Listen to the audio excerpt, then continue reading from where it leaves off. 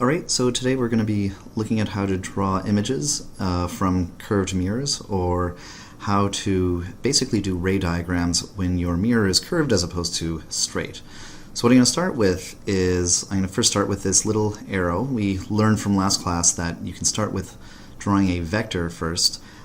Usually you start it from the axis of the mirror you see here.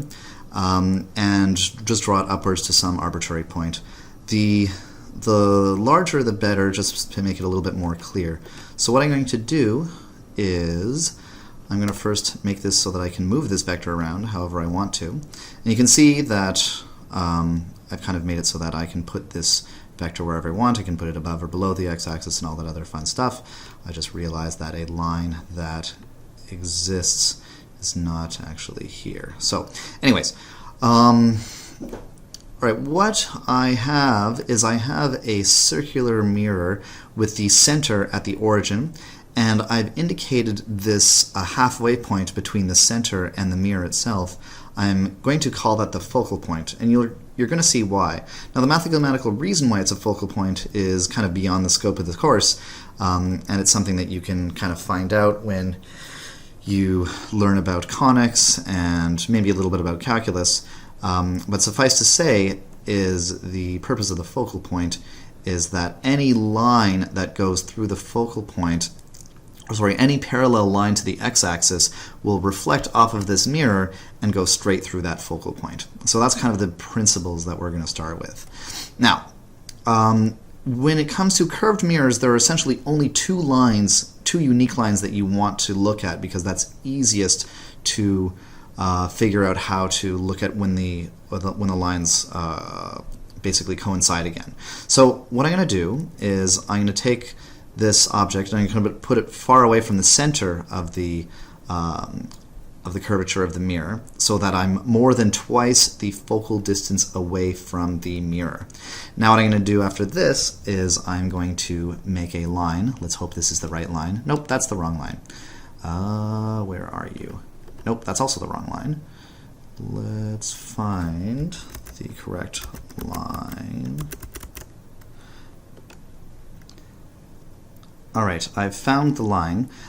So what I've done is I've created a line from the tip of this vector to the mirror that's parallel with the axis of this mirror, essentially. And now what I'm going to do is I'm going to say, okay, this is a parallel line, so therefore when it reflects off the mirror, it has to go through point E, also known as the focal point. Let's hope I get the right line. Good. Excellent. So now you can see that I've reflected this line along through E.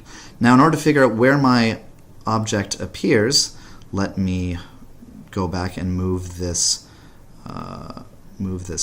vector. And now what I'm going to do is I'm going to pick another line that goes through point G, or the tip of my vector, and it's going to go through E directly as opposed to reflecting off the mirror.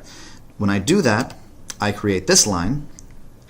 And the property about this line, because again, if a light ray reflects off of the mirror when parallel to the axis goes through the focal point, then conversely, a line that goes through the focal point will then reflect off of the mirror parallel to its axis. And that's what I'm going to do here. Create another line here. Now you can see that I can move this around, and you'll see that all of the lines act accordingly. And what I'm going to do then is I'm going to take this intersection, and I am going to create a vector with the tip of that vector at the intersection, just like my original vector, and its base perpendicular to the axis, and making its base right over here. And so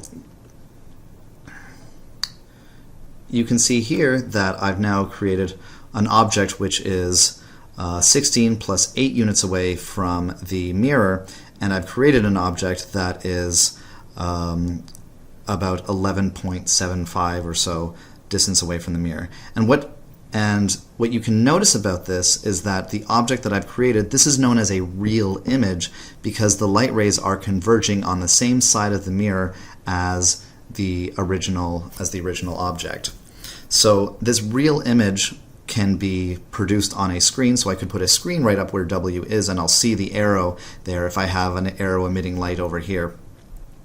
And you notice that in this case, the image is smaller than the original object.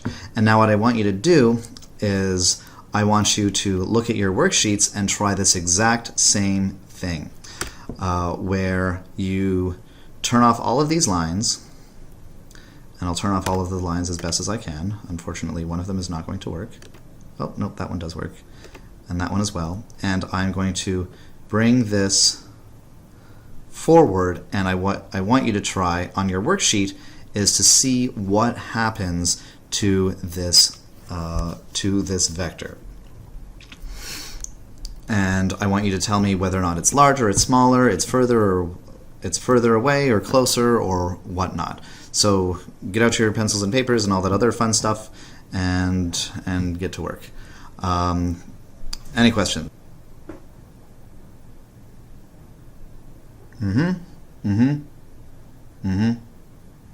Great question. Let's move on. Alright, so right, make sure that you have the object drawn, and now that you have the object drawn, let's confirm that in fact you got the right object. So I'm going to make a line, a line, a line. There we go. So I've made a bunch of lines, and this is, I need one more line. Where are you? There you are. One more line, and now you can see that my vector that I've created is in fact further away from the mirror than the original object, and it's larger. You can see that as I move this back and forth, it's approximately at the origin is where the objects are of equal size, and they move from going bigger to smaller as I move this object back and forth. Okay, now what I'm going to do is I'm going to turn off these lines again, and I'm going to ask the question, okay, what if I'm in front of the focal point? Because you'll see that as I move to the focal point, my image gets bigger and bigger and bigger until eventually it disappears. Now, how do I reconcile the situation? And it basically disappears right at the focal point. Now, what is going to happen is when I go in front of the focal point? So let's again very naively draw some lines associated with it. Okay, there's one line, there's another line, there's another line. I don't know how to deal with that line. Let's move this down maybe a bit. There we go. And then finally this last line here. Now what this is remember, think of what is actually happening. This object is emitting light along this direction, and it's hitting the mirror and going parallel to the surface. Now if I had an eyeball over here, let's bring an eyeball. Let's make an eyeball right along this guy. If I had an eyeball that's looking in this direction, it's going to picture this image in the direction of this line. And now if I were to put an eyeball somewhere else, look at another reflected ray. I have a light ray that goes along this direction, parallel to the axis, and then through the focal point, so along here. So if I place another eyeball over here, it's now looking in this direction, and it sees this is where the actual image is. Now if I were to bring these two, look at where these two lines intersect, that's where they're both going to assume where the actual image is. And that's exactly what I'm going to do. You can see here that I have created an image, and this is known as a virtual image on the other side of the mirror, because this is corresponding to rays coming off of the mirror in a diverging fashion, one along this direction and then one along this direction. Okay, so let's turn these eyeballs off, and actually I'm going to delete those eyeballs because I don't need them anymore. And I'm going to look at what happens when I move these, when I move the actual image onto, or the actual object onto the other side of the mirror. What happens then? Now I'm going to assume that you kind of get an idea of how to draw all of these different lines, so I'm just going to do the exact same thing. I'm going to bring this image over onto this side, or the object onto this side of the mirror. So now all that's happening is that I have rays reflecting off of this mirror towards the focal point, but then going parallel to the x-axis. And similarly, a light that goes parallel along the x-axis reflects off of this side of the mirror and goes off in this direction as if it were to go through the focal point of this mirror. So now the lines that you actually see are this one right here, line H, and this line right here, line F, that are coming off of the mirror. Okay, so what actually happens in this case? Where is the actual image located? Now again, you should look at where these lines are coinciding. You can see that the line that's reflecting off of the mirror here extends behind the mirror in this direction. You can see, first of all, you can see that these two are diverging, and so you should start to expect that it's going to be a virtual image. Now they diverge, and they diverge on the side of the mirror with the object, so that must mean they converge on this opposite side of the object. And you can see right here, between line F and line H, they converge. And so you can see that this is the image that I've created, and this is a virtual image. Now, convex mirrors are kind of interesting. This is known as a convex mirror as opposed to this side, which is a concave mirror. What's neat about convex mirrors is that they're always going to produce a virtual image, and they're always going to produce a virtual image which is smaller than the original object itself. So again, go ahead and try to do an example of this on the same worksheet by just placing your vector somewhere along the axis and seeing where your image ends up.